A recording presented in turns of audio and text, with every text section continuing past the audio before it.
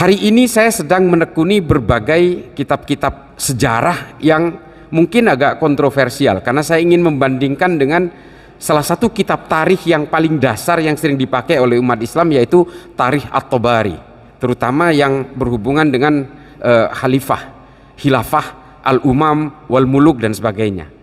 Salah satu kitab sejarah yang paling terakhir ditulis oleh salah seorang penulis namanya Imam As-Suyuti.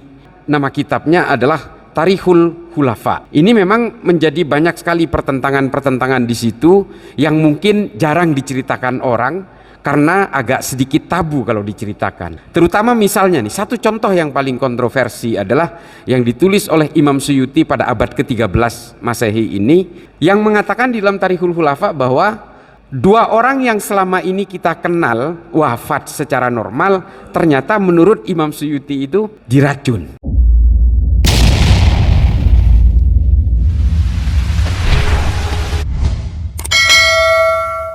Ada beberapa yang ingin saya sampaikan, Pak. Saya bukan ahli fikih, jadi jangan menganggap kemudian karena saya di sini saya kemudian mahir ilmu fikih, tapi saya lebih menitik beratkan kepada sejarah dan berbagai kajian-kajian tafsir yang ada di dalam Islam yang kemudian membentuk firqah-firqah.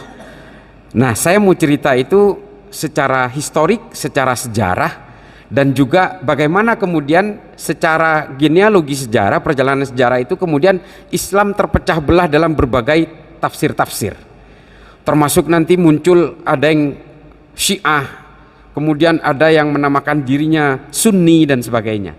Ini sejarahnya gimana kok bisa gitu terbentuk hal-hal seperti ini. Dan kemudian kita semua sepakat bahwa Syiah ini secara perspektif dari Sunni mengatakan bahwa Syiah ini bukan bagian dari Islam.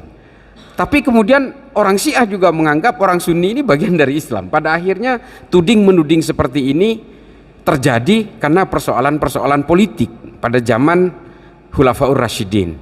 Nah, ini nanti saya ceritakan secara sejarah.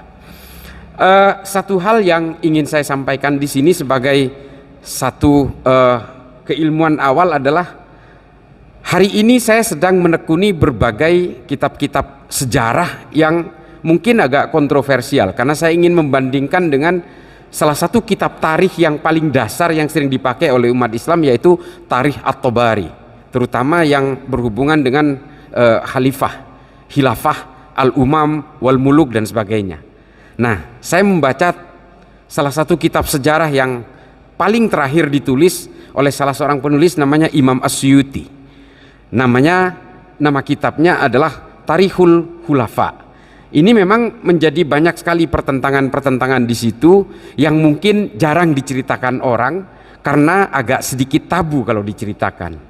Terutama misalnya nih, satu contoh yang paling kontroversi adalah yang ditulis oleh Imam Suyuti pada abad ke-13 Masehi ini adalah tentang bahwa ditulisnya oleh Imam Suyuti, meskipun ini hanya saya bercerita tentang penceritaan di dalam Tarikhul Khulafa, tapi tolong ini jangan diyakini bahwa ini pasti benar, karena ini adalah pemikir-pemikir Islam pada abad pertengahan yang kemudian merawikan dari berbagai penukil-penukil sejarah termasuk Ibnu Asakir, Ibnu Sa'ad dan sebagainya, yang mengatakan di dalam Tarikhul Khulafa bahwa dua orang yang selama ini kita kenal wafat secara normal, ternyata menurut Imam Suyuti itu diracun.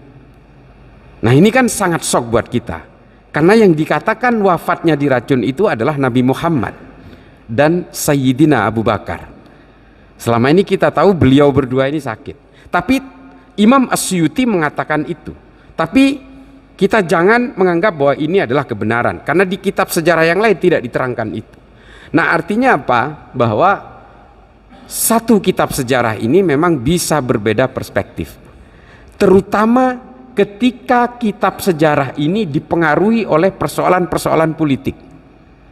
Nah, persoalan politik inilah kemudian yang membuat Islam ini terpecah belah dalam berbagai aliran-aliran tafsir. Ini saya mau cerita dari soal ini. Dan kemudian politik ini juga yang membuat umat Islam saling membunuh sesama orang Islam, dan orang Islam saling berperang sesama orang Islam. Persoalan-persoalan politik. Nanti saya akan ceritakan soal ini karena kita tahu bahwa pada akhirnya Sayyidina Utsman ibnu Affan juga dibunuh oleh sesama orang Islam, dan kemudian Sayyidina Ali juga dibunuh oleh sesama orang Islam, dan kemudian juga Sayyidina Hasan juga diracun oleh sesama orang Islam, Sayyidina Husain juga dibantai oleh orang Islam, dan kemudian pembunuhan-pembunuhan sesama orang Islam itu terjadi karena persoalan-persoalan politik. Sunni Syiah terbelah dan bermusuhan hingga hari ini selama 1400 tahun juga karena persoalan politik. Perang sesama orang Islam, perang Jamal, perang Siffin, perang Hurrah, perang Nahrawan, perang Zab, ini semua adalah perang-perang yang melibatkan sesama orang Islam, saling bantai sesama orang Islam karena persoalan politik. Oleh karena itu kemudian ada khalifah kelima pada zaman Bani Umayyah.